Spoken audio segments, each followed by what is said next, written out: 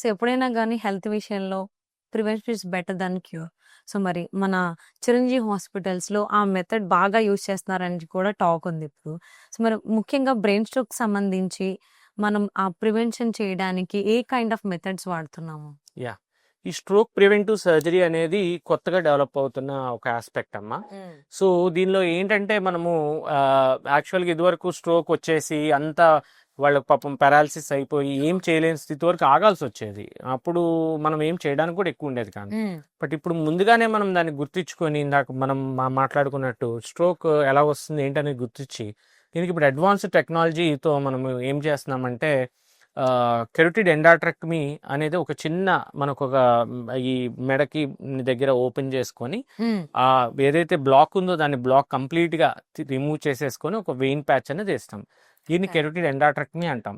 హుహు. సో, ఈ ప్రక్రియ ఒకటి. ఇంకోటి కెరోటిడ్ స్టంటింగ్ అనేది కూడా ఒక ప్రక్రియ ఉంది. అంటే ఓకే. లోపల ఒక బెలూన్ పంపించి దాన్ని ఓపెన్ చేసుకొని స్టంట్ ద్వారా కూడా ఓపెన్ చేస్తాం.